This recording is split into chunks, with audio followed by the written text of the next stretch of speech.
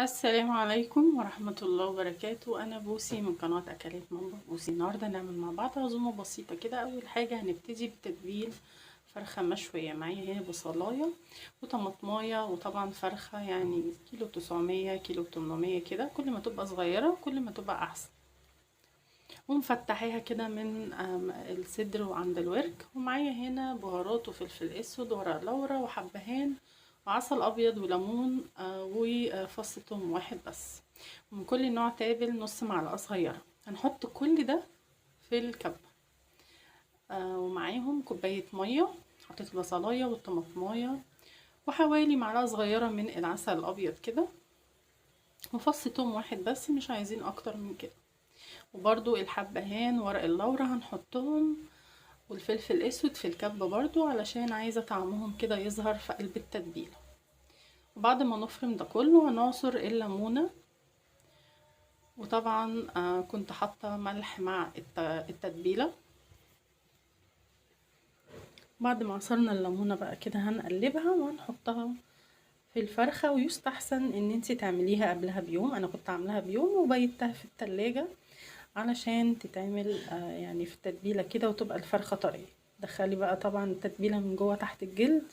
وانا زي ما قلت لكم مفتحه اللحم بتاع الصدر في التتبيله كده، مفتحاه بالسكينه علشان يعني الصدر بالذات لازم يتشبع قوي من التتبيله عشان يبقى طعم الفراخ حلو. بعد كده هنا بقى تاني يوم بعد ما اتبلت قطعت بصلايه ترانشات كده رفيع جدا، وحطيت نص معلقه صغيره من فلفل اسود، ونص معلقه صغيره من السبع بهارات، ومعلقه صغيره من السكر، وطبعا الملح. وهنقلبهم كده علشان ننزل العصارة بتاعتهم. وهنحط عليهم شويه من الزيت، مش كتير. عايزه اقول لكم ان الحشو ده بيبقى طعمه حلو جدا. وهنحشي بيه الفرخه. هنحط بقى كده ما بين الورك وجوه الفرخة كده، ونحاول كده ندخل الحشو جوه علشان ما يطلعش بره الفرخة. انا هشويها في الشواية بتاعت الفرن، وفرن كهرباء. واللي عنده طبعا شواية في الفرن الغاز اللي هي الشواية اللي بتلف دي بتبقى حلوة جدا، وبتخلي الشواية بتخلي الفراخ طعمها حلو جدا. لفيت بقى الورك كده بالخيط، وسندت كده الصدر بخل السنان، يعني الجناحات بتاعته، وحطيتها في الشوايه. طبعا لو عندكم نوع الشوايه ده، كل شوايه بقى ليها التركيب بتاعها، تركبوها حسب ما عندك. وهنحط طبقه تحتيها علشان الدهون. بالظبط قعدتها ساعتين وكانت كويسه جدا في السوا. بعد كده جبت طاسه وحطيت معلقتين سمنه كبار، وجبت ربع كيلو لحمه مفرومه وحطيتها في السمنة. ما تكونش السمنة يعني مقدوحة قوي. وهننزل باللحمة المفرومة لغاية كده ما تاخد لون معانا وتفرول لغاية ما تبقى بالشكل ده كده.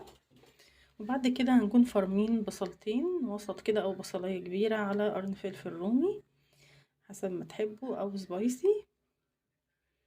وبعد كده بقى ايه هنحط التوابل. هنحط فلفل اسود وسبع بهارات وبابريكا، من كل حاجة نص معلقة صغيرة. والملح هنسيبه الاخر لما اللحمة تستوي. هنا خلاص اللحمة كانت استوت معانا. هنحط بقى الملح. انا بحب احط الملح في اللحمة عامة بعد ما تستوي علشان يعني ما تنشفش بسرعة. مش عايزاها كده يعني تبقى ناشفة، عايزاها تبقى كده ايه طرية وجوسي شوية. بعد كده طفينا عليها، ما بتاخدش 10 دقايق على النار بداية العمايل والتسوية.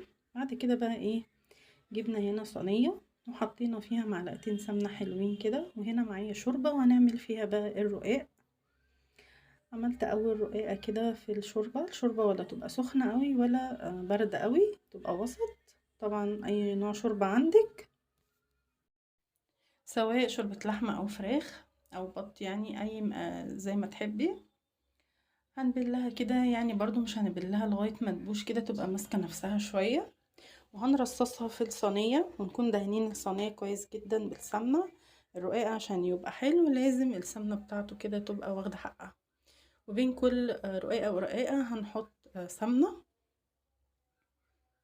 انا كده مفرقة الرقاق، مش حاطاه كله ورا بعضه علشان الصينية عندي كبيرة، عايزاها تبقى زي الفطير كده. بعد كده حطينا كمية اللحمة كلها وفرشناها كده، وزعناها كويس في الصينية. وبعد كده هنحط بقية الرقاق.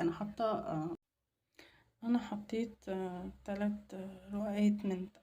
رقاقات من تحت و3 من فوق، ووزعته زي ما قلت لكم كده زي الفطير. وبرده بين كل رقاقة ورقاقة دهنت سمنة، وبرده مش هنبل الرقاق قوي، وسط كده عشان ما يبقاش بايش مننا قوي. وبعد كده ما نرصصه كله هنقطعه قبل السوا علشان يبقى سهل معانا واحنا بنقطعه بعد ما يستوي. طبعا هنحطه في الفرن من تحت، وبعد كده هنحطه في الفرن من تحت، وبعد كده هياخد وش كده بالشوايه. قطعته بالشكل اللي انتوا شايفينه زي الجلاش كده بالظبط.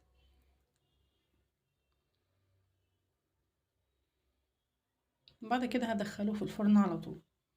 بعد كده بقى هنعمل الرز بتاع الشوي. الرز ده بعمله على طول جنب اي فراخ مشوية او كفتة مشوية، سواء بسمتي او رز مصري. انا هعمله بالرز المصري. حطيت معلقة سمنة كبيرة، وهنا معانا بابريكا وقرفة وتوم بودر وبصل بودر و7 بهارات وفلفل اسود ورق لورا وحبهان، ونص معلقة من الكركم، ونص معلقة من الكاري. ممكن تستبدلي الكركم ببودرة الزعفران. حطيت ومعلقة صغيرة من السكر.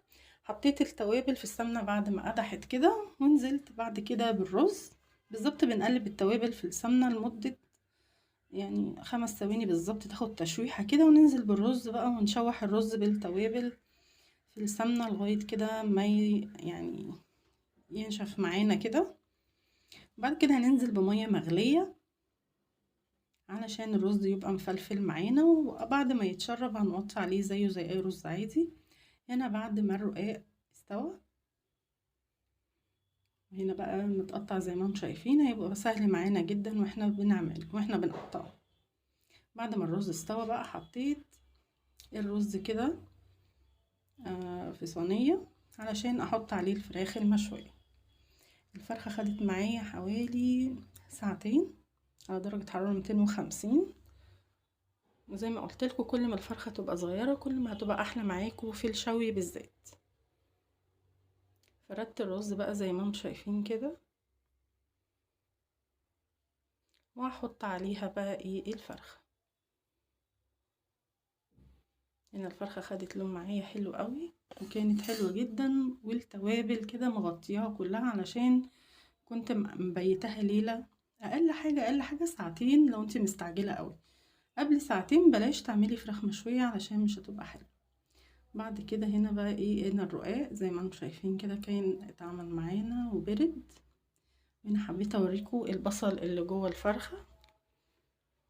اهم حاجة نقفل الفرخة كويس واحنا بنشويها علشان البصل ما يقعش منها وهي بتلف. لكن لو هتعملي الطريقة دي في صينية عادي، وممكن في اللي هو الكيس الحراري، نفس التتبيلة ونفس الخطوات عادي جدا. شايفين البصل ده بقى بيبقى طعمه حلو جدا.